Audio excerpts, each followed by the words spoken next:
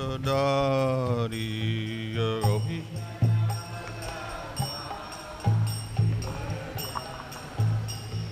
Yasodandana Brajajana Ranjana Yamuna Tiravanachari Yamuna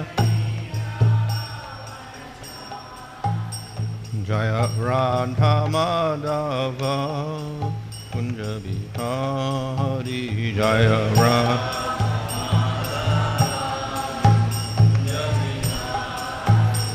Hare Krishna Krishna Krishna Hare Hare Hare Rama Rama Rama Hare Hare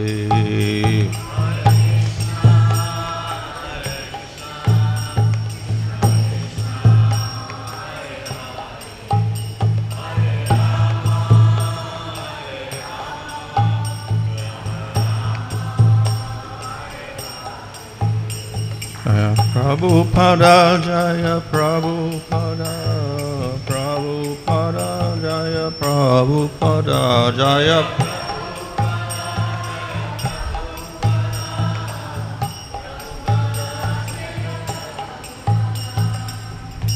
Vishwabhara Bhansabhavarajikacharya Sisi Bhaktivedanta Samsara Prabhupada Ki Jai Namacharya Haridas Thakur Ki Jai Prem Sagahol Sri Krishna Chaitanya Prabhu Nityananda Sri Advaita Gadadhar Sri Gaur Bhaktivinoda Ki Jai Sri Sri Radha Krishna Gopagopida Shama Kunda Radha Kunda Giri Govardhan Ki Jai Sri Vrindavan Dham Ki Jai Navadvip Dham Ki Jai Ganga Jamuna Tulsi Bhakti Devi Ki Jai Ananda Koti Vaishnava Vrinda Ki Jai Samavetta Bhaktivinoda Ki Jai Go Premanandi All glories to seven devotees.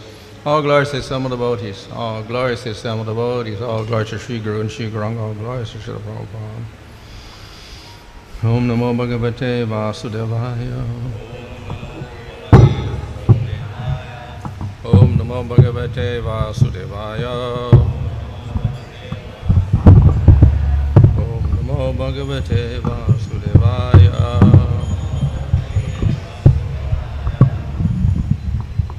Namo Vishnu Padaya Krishna Prasthaya Bhutale Srimate Bhaktivedanta Swami Nityamamane Namaste Saraswata Deve Gauravani Pracharane Nirvishesha Shunyavadi Paschatyaresha Tarane Sri Krishna Chaitanya Prabhu Nityananda Sri Advaita Gadadhar Shivasadi Gaur Bhaktivinoda Hare Krishna Krishna Krishna Hare Hare Hare Rama Rama Rama Hare Hare. Reading from Srimad Bhagavatam, Canto 12, Chapter 7, verse 21. Virameta yadā cittaṁ hitvā vṛtti-trayam svayam. Yogena va tadātmānaṁ. Vedehāyā nivartate.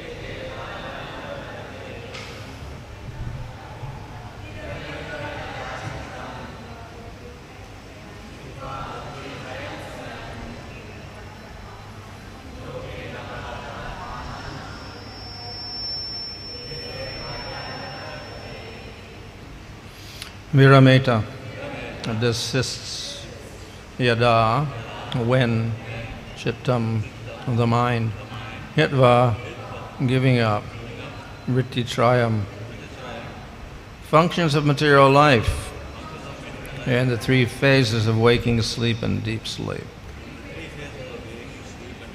Svayam, automatically, yogena, by regulated spiritual practice, avā, or tadā, then, ātmānam, supreme soul, veda, he knows, īhāyāḥ, from material endeavor, nivartate, he ceases. Translation: either automatically or because of one's regulated spiritual practice, one's mind may stop functioning on the material platform of waking consciousness, sleep, and deep sleep. Then one understands the Supreme Soul and withdraws from material endeavor. Purport: as stated in Srimad Bhagavatam Charyasu Yakosham Nirgirnam Analoyata, bhakti devotional service dissolves the subtle body of the living entity without separate endeavor, just as fire in the stomach digests all that we eat. The subtle material body is inclined to exploit nature through sex, greed, false pride, and madness.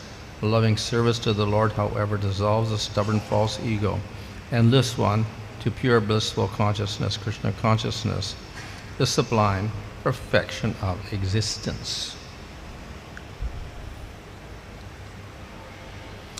So this verse is talking about withdrawing the mind from thinking on the material level, which is divided into three states of waking, sleeping, and dreaming and deep sleep. விழித்திருப்பது உறக்க நிலை, ஆழ்ந்த உறக்க நிலை, கனவு ஆகிய 4 நிலைகளில் மனம் பௌதிகமான விஷயங்களை பற்றி சிந்திப்பதிலிருந்து பின்வாங்கிக் கொள்வதை பற்றி இந்த பதத்தில் விளக்கப்பட்டுள்ளது. And then one knows ātmā. அடுத்தது ஆத்மா உள்ளது. So such a verse often describes either the process of yoga or jnana. இந்த பதத்தில் யோகம் அல்லது ஞான மார்க்கத்தை பற்றியும் விளக்கப்படுகிறது. In other words, when we're talking about bhakti, generally we're not talking about different states of consciousness and understanding ātmā, etc. We're talking about worshiping Krishna. நாம் பக்தியை பற்றி பேசும் பொழுது நாம் பல வகையான உணர்வு நிலைகளை பற்றியோ அல்லது வழிமுறைகளை பற்றியோ பேசுவதில்லை. நாம் பகவான் கிருஷ்ணரை வழிபடுவதை பற்றி பேசிக் கொண்டிருக்கிறோம். So, this statement, of course, occurs near the end of the Bhagavatam, and people practicing yoga will say, okay, this shows how yoga is so important for us. இந்த வாக்கியமானது பாகவதத்தின் இறுதி பகுதியில் இருக்கிறது. யோக வழிமுறையை கடைபிடிக்கும் நபர்கள் யோக வழிமுறை மிக மிக முக்கியமானது என்று பாகவதத்தில் குறிப்பிடப்பட்டுள்ளது என்று கூறுவார்கள். So it is true, one can take these statements in this whole section as indicating the process of yoga. இந்த மொத்த பகுதியிலும் இந்த வாக்கியங்களானது யோக வழிமுறையை பற்றி குறிக்கிறது என்றும் ஒருவர் கருதலாம். But in the context of the whole Bhagavatam, we understand that Bhagavatam ultimately rejects karma, jnana, and yoga. ஆனால் பாகவதம் முழுமையாக படித்தால் நாம் புரிந்து கொள்ளலாம், கர்ம மார்க்கம், ஞான மார்க்கம், யோக மார்க்கம் அனைத்து மார்க்கங்களையும் பாகவதம் நிராகரிக்கிறது. And therefore this will be a little bit of a contradiction by praising yoga as a conclusion. இங்கே யோக வழிமுறையை புகழ்வதன் மூலமாக சற்று முரண்பாடானது நமக்கு தெரிகிறது. So that is why we cannot always take the literal meaning of statements. We have to understand their context. எனவே தாம் வாக்கியங்களின் அர்த்தங்களை நேரடியாக எடுத்துக்கொள்ளாமல் அது எந்த இடத்தில் எந்த ஒரு நோக்கத்தில் சொல்லப்படுகிறது என்பதை நாம் புரிந்து கொள்ள வேண்டும். And of course we can give another meaning to this verse. இந்த பதத்திற்கு நாம் வேறு ஒரு பொருளையும் தரலாம். And by saying yogena, we can say bhakti yogena. So that means bhakti. யோகேனா என்ற வார்த்தையின் மூலமாக பக்தி யோகேனா என்று பக்தி யோகத்தை குறிக்கலாம். And when we talk about Atma, we can talk about the Supreme Atma, Krishna. ஆத்மாவை பற்றி பேசும் பொழுது பரமாத்மாவான கிருஷ்ணரை பற்றி பேசலாம். So though that's not the direct meaning of the words, nevertheless, that type of meaning will harmonize with the ultimate purpose of the Bhagavatam. இது அந்த வார்த்தைகளின் நேரடியான அர்த்தம் அல்ல, ஆனால் இந்த அர்த்தமானது பாகவதத்தின் குறிக்கோளை பூர்த்தி செய்யும் வகையில் செயல்படும். So, of course, people can say, well, you're interpreting.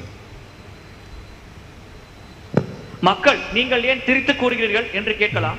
And Chaitanya Mahaprabhu himself says, generally, we take the mukhya vritti, or the literal meaning of the words, and we don't try to interpret and give another meaning.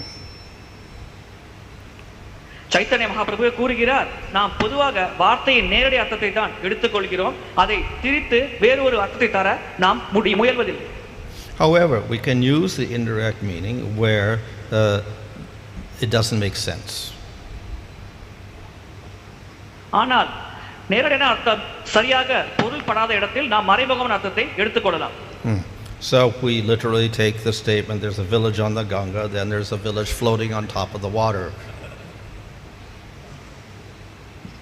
Ganga கரையில் ஒரு கிராமம் இருக்கிறது என்றால் நாம் கங்கை நதியின் மேல் ஒரு கிராமம் இருந்து கொண்டிருக்கிறது என்று எடுத்துக்கொள்ள மாட்டோம். But since we don't usually see that, then we interpret it to mean there's a village on the bank of the Ganga. இவ்விதமாக கிராமம் நதியின் மிதப்பதை நாம் பார்க்காத காரணத்தினால் நாம் புரிந்து கொள்கிறோம் அந்த கங்கை நதி கரையில் அந்த கிராமம் இருக்கிறது என்று. So that is the case where lakshana or indirect meaning is permitted. விதமாக லட்சணம் அல்லது மறைமுக அர்த்தமானது இங்கே அனுமதிக்கப்படுகிறது. So similarly, here we take the Bhagavatam and we're talking about the conclusion of everything. If we say the conclusion is yoga to realize Atma, that is a contradiction to the main principle of the Bhagavatam. நாம் பாகவதம் அனைத்தின் இறுதி முடிவு என்று கருதுகிறோம். யோக வழிமுறை மூலமாக ஆத்மாவை உணர்வதுதான் இறுதியான முடிவு என்றால் பாகவதத்தின் பிரதானமான குறிக்கோளிலிருந்து இது வெகுவாக முரண்படுகிறது. And thus we are justified in giving another meaning to the words. இவ்விதமாக நாம் அந்த வார்த்தைகளுக்கு வேறு ஒரு அர்த்தத்தை தருவதை நியாயப்படுத்துகிறோம். Of course we can say, well, Bhagavatam is supposed to be proclaiming the highest truth without cheating, etc. So why does it not just state the facts directly? Bhagavatam மிக உயர்ந்த உண்மையை வழங்குவதாக கூறுகிறதே, அவ்விதமாக இருக்கையில் அது ஏன் அந்த உண்மைகளை நேரடியாக கூறாமல் உள்ளது என்ற ஒரு வினா எழலாம். And the answer is given in the 11th canto where Krishna speaks to Uddhava. 16வது ஸ்கந்தத்தில் கிருஷ்ணர் உத்தவரோடு உரையாடுகையில் இதற்கான விடையை தருகிறார். And there Krishna says, the sages prefer to speak indirectly, and so do I. அங்கே கிருஷ்ணர் கூறுகிறார், முனிவர்கள் மறைமுகமாக பேசுவதையே விரும்புகிறார்கள், நானும் அவ்விதமாகத்தான் பேசுவேன் என்று கூறுகிறார். And thus we will find in scriptures things are not always stated directly. இதன் காரணமாக நீங்கள் பார்க்கலாம் சாஸ்திரங்களில் விஷயங்கள் நேரடியாக குறிப்பிடப்படுவதில்லை. One reason, of course, is that all people are not qualified for the highest truth, so sometimes it is hidden. இதற்கான காரணம் அனைத்து மக்களும் இந்த மிக உயர்ந்த உண்மையை பெறுவதற்கு உண்டான தகுதி பெறாமல் இருக்கிறார்கள். இதற்காக சில இடங்களில் அது மறைமுகமாக தரப்பட்டுள்ளது. Another reason is that the Bhagavatam is such that you can take various meanings according to your interest. மற்றொரு காரணம், பாகவதம் எப்படிப்பட்ட ஒரு புத்தகம் என்றால் நம்முடைய ஆர்வத்துக்கு ஏற்றாற்போல் நாம் ஒரே வாக்கியத்திற்கு பல அர்த்தங்களை எடுத்துக்கொள்ளலாம். Just as one can see Krishna, the same Krishna, at the same time in different ways. உதாரணத்திற்கு ஒருவர் ஒரே பகவான் கிருஷ்ணரை ஒரே சமயத்தில் பல வகையாக பார்க்கலாம். So the wrestlers in Kamsa's arena saw Krishna as a very threatening, formidable, undefeatable opponent. கம்சனின் மைதானத்தில் அந்த வீரர்கள் கிருஷ்ணரை யாராலும் தோற்க முடியாத வெல்ல முடியாத எதிரியாக பார்த்தார்கள். And Vasudeva and Devaki and Nanda and other elders who had vatsalya rasa for Krishna, they saw Krishna as a small, helpless, tender, pitiful child who would be crushed by the wrestlers. Vasudevar, Devaki, Yashoda போன்ற வாத்சல்ய பாவத்தில் இருக்கும் பக்தர்கள் கிருஷ்ணரை ஒரு ஆதரவற்ற குழந்தையாக பார்த்தார்கள். அவ்வளவு மிருதுவான உடல் உள்ள குழந்தைகள் இந்த வீரர்களால் அடித்துக் கொல்லப்படுவார் என்று அர்த்தம் கொண்டார்கள். And the cowherd boys were simply treating Krishna as their friend and joking with him. அங்கிருந்த இளைய சிறுவர்கள் கிருஷ்ணரை தங்களுடைய நண்பனாக பாவித்து அவரோடு ஹாஸ்யமாக உரையாடி கொண்டிருந்தார்கள். So therefore Krishna is seen differently by different people. இவ்விதமாக கிருஷ்ணர் பல வகையான மக்களால் பலவாறாக பார்க்கப்படுகிறார். And similarly Bhagavatam can be seen differently by different people. அதேபோல் பாகவதமும் பல வகையான மக்களால் பல வகையாக பார்க்கப்படலாம். So those who are attached to karma yoga will take the chapters describing varnashram system and take that as the essence of Bhagavatam. கர்ம யோகத்தின் மேல் பற்று கொண்டுள்ளவர்கள் வர்ணாசிரம தர்மத்தை பற்றி விளக்கும் அத்தியாயத்தை படித்து அதுதான் பாகவதத்தின் சாரம் என்று புரிந்து கொள்வார்கள். And those who are into jnana, then they'll take these statements on ātmā and merging in Brahman as the essence of the Bhagavatam. ஞான மார்க்கத்தில் பற்று கொண்டுள்ளவர்கள் ஆத்மா மற்றும் பிரம்மஜோதியில் ஐக்கியமாவது என்பதை பற்றி விளக்கும் பகுதிதான் இறுதியான முடிவு என்று கருதிக் கொள்வார்கள். And those who are interested in yoga can take the chapters describing in detail the processes of yoga as the ultimate message of Bhagavatam. யோக மார்க்கத்தின் மேல் பற்று கொண்டுள்ளவர்கள் பாகவதத்தில் எந்த அத்தியாயத்தில் யோக வழிமுறையை பற்றி விளக்கப்படுகிறதோ அதுதான் பாகவதத்தின் இறுதியான முடிவு என்று எடுத்துக்கொள்வார்கள். But ultimately all these people are cheated. ஆனால் இறுதியாக இந்த மூன்று வகை மக்களும் ஏமாற்றப்படுகிறார்கள். So the essence of Bhagavatam is bhakti. பாகவதத்தின் சாரம் பக்தி. And the devotees will appreciate that. பக்தர்கள் இதை பாராட்டுவார்கள். So therefore the devotees will take all the statements, including the statements which look the opposite, like yoga or impersonalism, etc., and they will interpret them in terms of bhakti. பக்தர்கள் அனைத்து வாக்கியங்களையும் கருத்தில் கொள்வார்கள். பக்திக்கு எதிராக இந்த யோக மார்க்கம் போன்றவற்றை மகிமைப்படுத்தும் வாக்கியங்களையும் கருத்தில் கொண்டு அதையும் பக்தியோடு தொடர்புபடுத்தி அவர்கள் மகிமைப்படுத்துவார்கள். So previously the different topics of the Bhagavatam were discussed. முன்னதாக பாகவதத்தின் பல தலைப்புகளை பற்றி விளக்கப்பட்டது. And they don't look like they're much related with Krishna's pastimes in Vrindavan. மேலோட்டமாக பார்க்கும் பொழுது இந்த தலைப்புகள் அனைத்தும் பகவானின் பிருந்தாவன லீலையோடு தொடர்பு இல்லாதது போல் தெரியலாம். So at best we can understand that the Purusha avatars take care of creation and maintenance and destruction of the universe, which are basically the different topics of the Bhagavatam. புருஷ அவதாரங்கள் தான் இந்த பௌதிக உலகத்தின் படைப்பு, பராமரிப்பு மற்றும் அழிவை பார்த்துக் கொள்கிறார்கள் என்பதுதான் இந்த பாகவத்தின் கருத்து என்று நாம் புரிந்து கொள்ளலாம். But the devotee will take those topics in relation to the asraya Krishna. ஆனால் பக்தர்கள் ஆஸ்ரயா அல்லது கிருஷ்ணரோடு தொடர்புபடுத்தி அந்த தலைப்புகளை புரிந்து கொள்வார்கள். So in other words, the devotee will take everything in relation to the process of devotional service rather than other subjects or philosophies. வேறு விதமாக கூற வேண்டுமென்றால் பக்தர்கள் இந்த அனைத்தையும் பக்தி வழிமுறையோடு தொடர்புபடுத்தி புரிந்து கொள்வார்கள். மற்ற மார்க்கங்களை பற்றி அவர்கள் பெரிதாக பொருட்படுத்த மாட்டார்கள். So therefore the devotee has to understand the Bhagavatam through the eyes of bhakti. எனவே பக்தர்கள் பக்தி என்ற ஒரு வழிமுறையை கண்களாக கொண்டுதான் பாகவதத்தை புரிந்து கொள்ள வேண்டும்.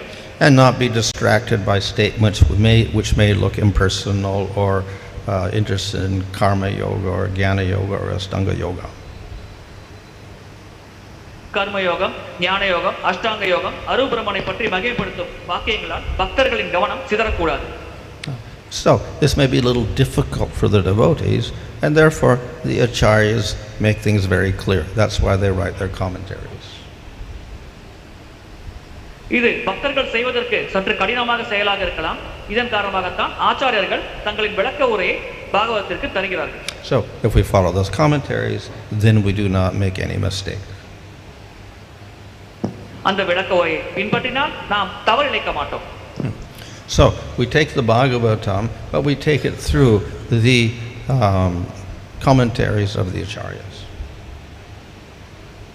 பாகவதத்தை நாம் ஆச்சாரியர்கள் தரும் விளக்க உரை மூலமாக புரிந்து கொள்ள முயற்சிக்கிறோம். And particularly the acharyas of the Gaudiya Sampradaya. குறிப்பாக கௌடிய சம்பிரதாயத்தின் ஆச்சாரியர்கள். And then we get the correct meaning.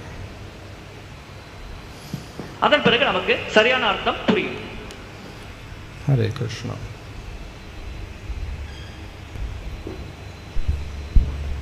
Pranams Guru Maharaj. Thank you for your nice explanation on how we have to do bhakti. Guru Maharaj, at the same time, every soul has its own process and stages of evolution, depending upon which only it takes up to the process of karma yoga or ashtanga yoga or bhakti yoga. But this evolution, how and when does it start? This evolution of the soul. பரிணாம வளர்ச்சிக்கு ஏற்றாற்போல் This evolution of the soul. ஒரு ஜீவாத்மா, how does it start and when does it start? Well, it's continuous. There's no beginning and no end. And it's not essentially evolving. It may degrade also. பரிணாம வளர்ச்சி போல் ஜீவாத்மா அந்த நிலைக்கு ஏற்றாற்போல் ஒவ்வொரு மார்க்கத்தை எடுத்துக்கொள்ளும். அது எங்கே தொடங்குகிறது என்பதுதான் கேள்வி. அது தொடர்ச்சியாக நித்தியமாக நடந்து கொண்டிருக்கிறது. தனிப்பட்ட முறையில் அது தொடக்கம் என்று ஒன்று கிடையாது என்பதை மகாராஜ் என்பது. So you may be a human being, but then you may become an animal. So that's not really evolving, that's going backwards. நீங்கள் மனித சரீரம் பெற்றிருக்கலாம், அதன் பிறகு மிருக சரீரத்தை பெறலாம். இது பரிணாம வளர்ச்சி அல்ல, இது பின்னோக்கி செல்வது. Or as a human being, you may be born as a Brahman in one life, you may be born as a Sudra in your next lifetime. So that means you're degrading, not progressing.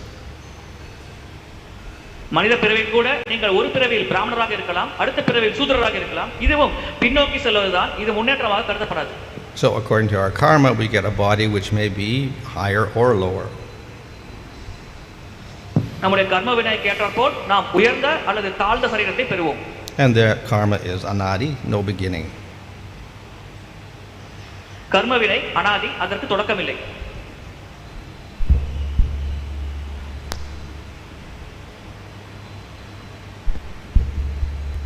We see that you are explaining this Bhagavatam give contradictory statement, and we have to see this Bhagavatam through the acharya, to the eyes of bhakti or acharyas.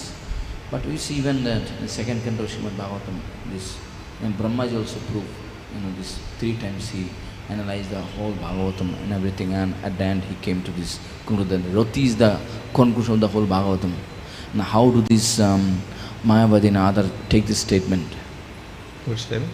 That vṛtti is the conclusion of the whole Bhagavatam. But how this Mayavadi take this kind of statement? It's different, correct? From the author. பிரம்மதேவர் பாகவத்தை 3 முறை படித்து ரத்தி தான் அதன் இறுதி முடிவு என்று கூறுகிறார். ஆனால் அதில் சில முரண்பாடான வாக்கியங்கள் உள்ளது. இதை அருவாதிகள் எப்படி இதை புரிந்து கொள்வார்கள்? Well, just as a Mayavadi can take the Bhagavad Gita and the conclusion is Sarvadharma Parijamam becomes Saranam Praja, but that's not his conclusion. How does he do it? பகவத்கீதையை மாயாவதி எடுக்கலாம், அதன் இறுதி முடிவு சர்வதராம் பரித்யஜ்ய. ஆனால் மாயாவதி அந்த ஒரு முடிவை ஏற்க மாட்டாரே, அவர் எப்படி அதை செயல்படுத்துவார்? So he will not take those words in their literal meaning. அந்த வார்த்தைகளின் நேரடி அர்த்தத்தை அவர் கருத்தில் கொள்ள மாட்டார்.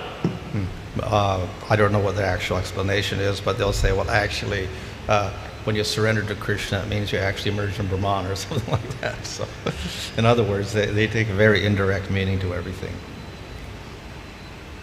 அவர்கள் கூறுவது கிருஷ்ணரிடம் சரணடைந்தால் நீங்கள் பிரம்மஜோதியில் ஐக்கியமாடி ஆகிவிடுவீர்கள் என்று கூறுவார்கள். இவ்விதமாகத்தான் இந்த வாக்கியங்களுக்கு அவர்கள் அர்த்தம் தருவார்கள்.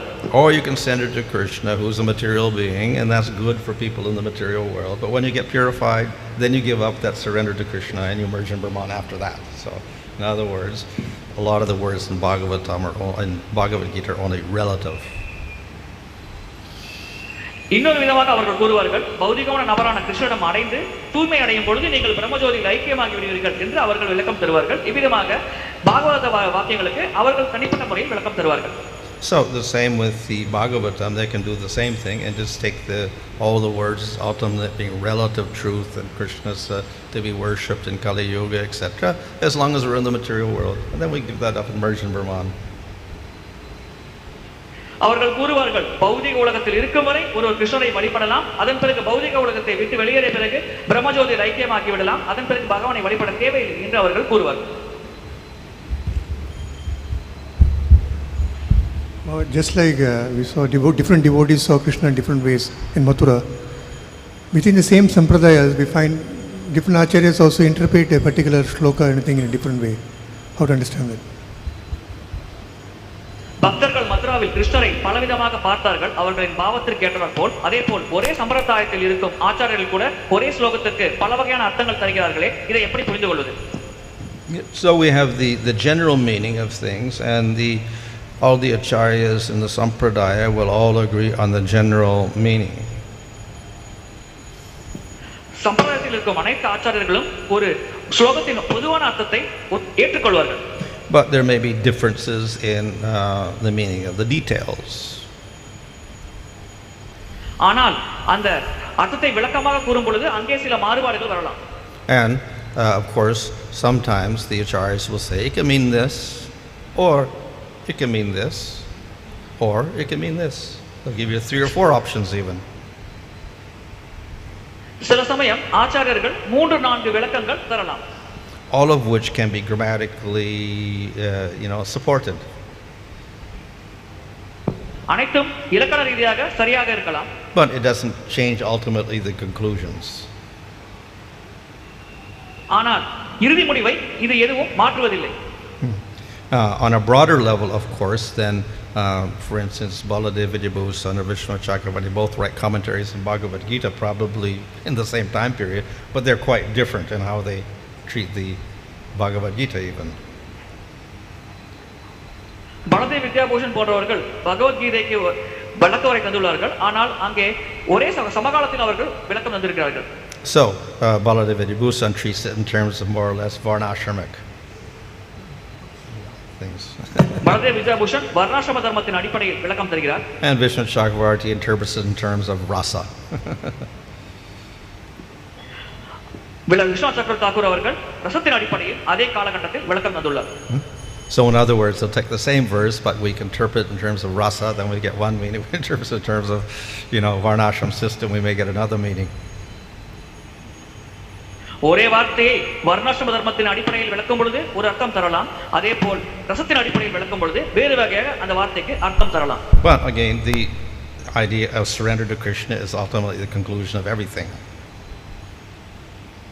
ஆனால் பகவான் கிருஷ்ணரிடம் சரணடைய வேண்டும் என்ற இறுதி முடிவானது எல்லா இடங்களிலும் பொதுவாக கருதப்படுகிறது. But we can say that Baladeva Vidyabhusa emphasizes to some degree to follow the varnashram system along with your bhakti. ஆனால் பலதேவ வித்யாபூஷன் அவர்கள் பக்தி மார்க்கத்தோடு சேர்த்து ஓரளவிற்கு வர்ணாசிரம தர்மத்தையும் கடைபிடிக்க வேண்டும் என்று வலியுறுத்தியுள்ளார். Present devotees, when they read Prabhupada's books, even the devotees may interpret the meanings of Prabhupada's purport in a different way. They may think that, Prabhupada is mentioning this, I will only follow this. Another devotee will tell, I'll follow this. There may be disturbance and original meaning of the sloka may get diluted in the future.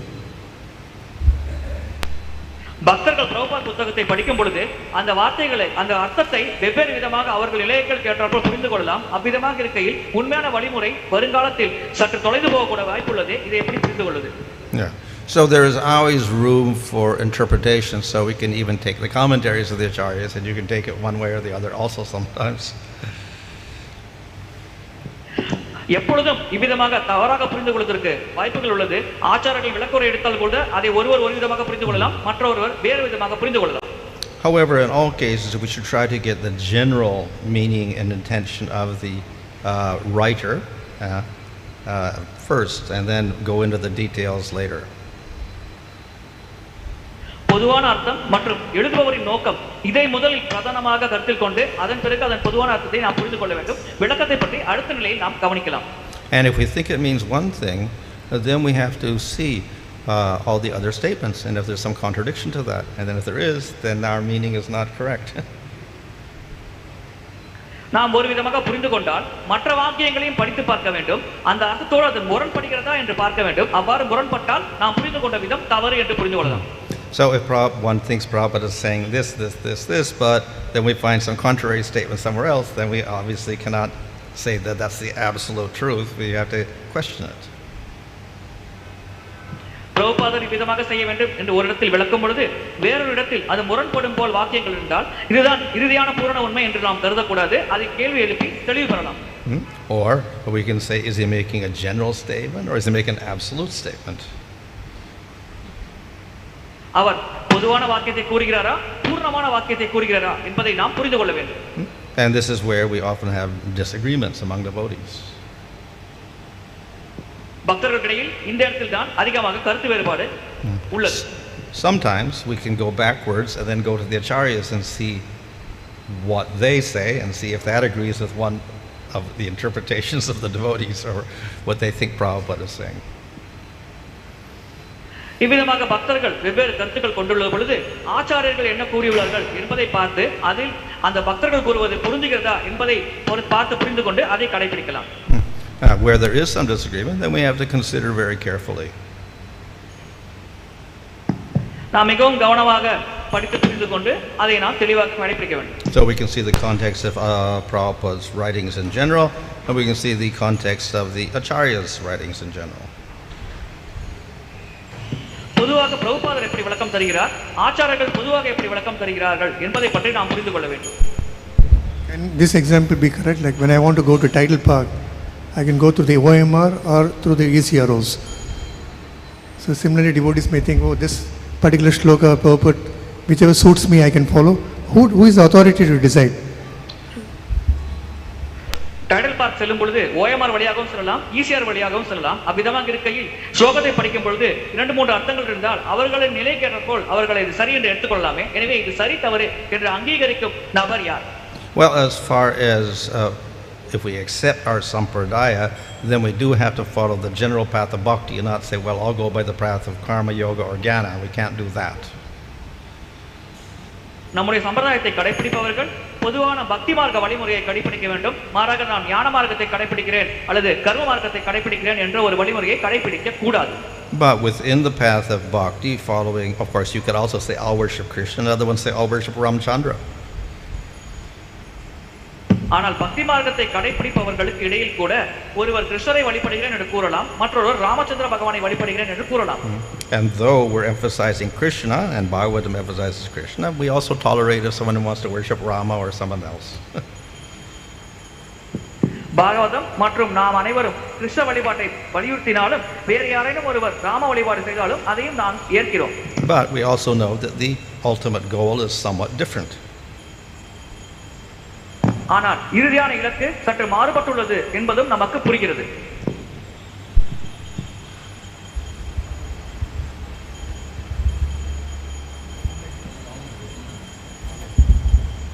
Any online questions?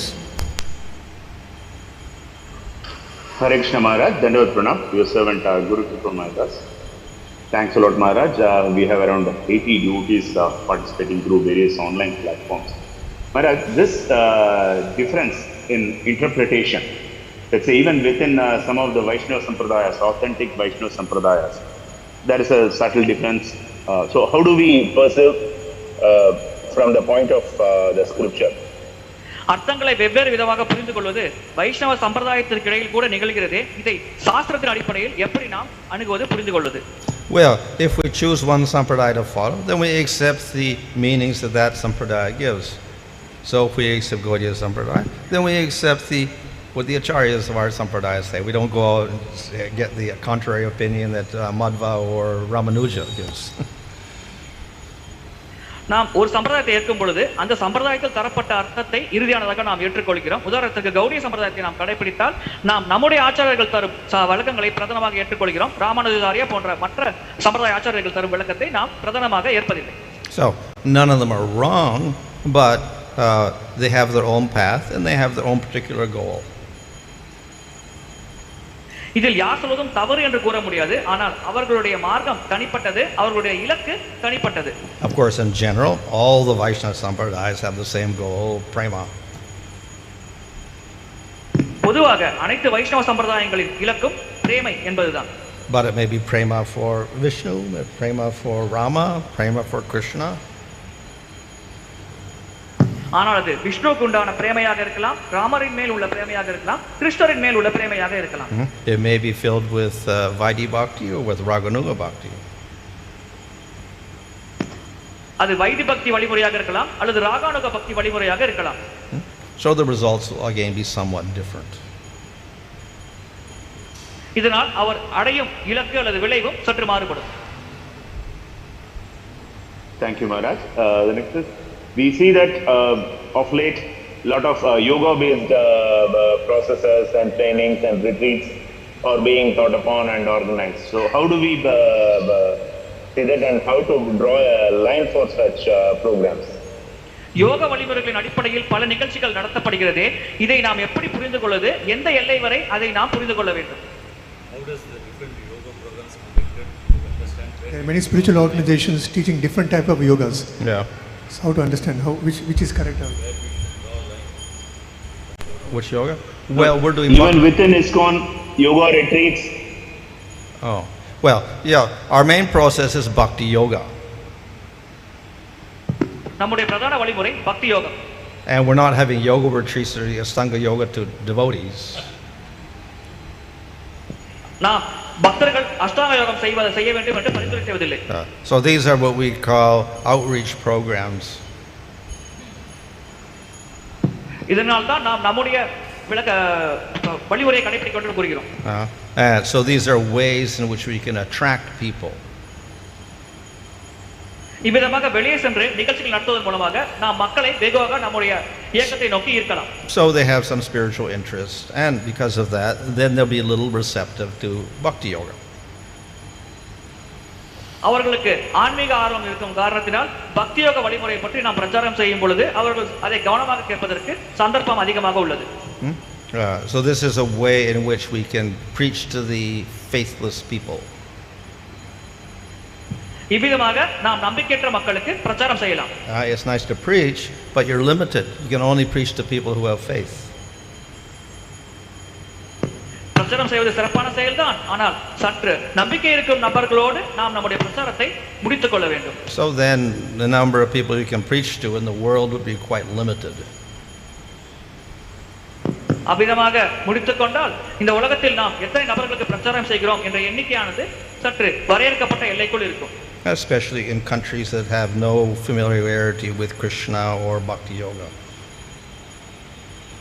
குறிப்பாக எந்தெந்த தேசங்களில் கிருஷ்ணர் மற்றும் பக்தி யோகத்தை பற்றிய பரிச்சயம் இல்லாமல் இருக்கிறதோ அந்த தேசங்களுக்கு இது பொருந்தும். So we have to preach to them, but we cannot preach to them.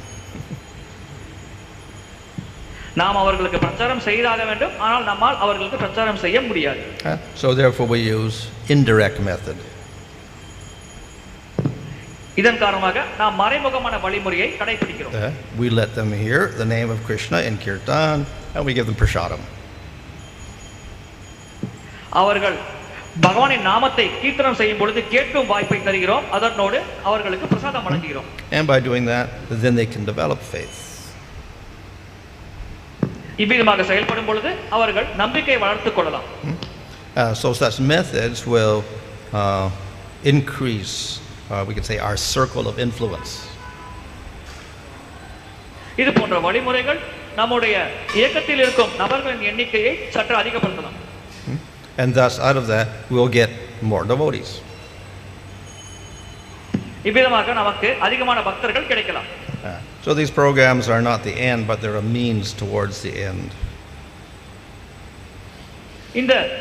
இந்த விழாக்களானது இறுதியான விழா கிடையாது, நிகழ்ச்சி கிடையாது, ஆனால் அந்த முடிவை நோக்கி செல்லும் பாதையில் நாம் கடைபிடிக்க வேண்டிய நிகழ்ச்சியாகும். Thank you so much for the clarity, Maharaj. Vṛtti-trayam. Hare Krishna.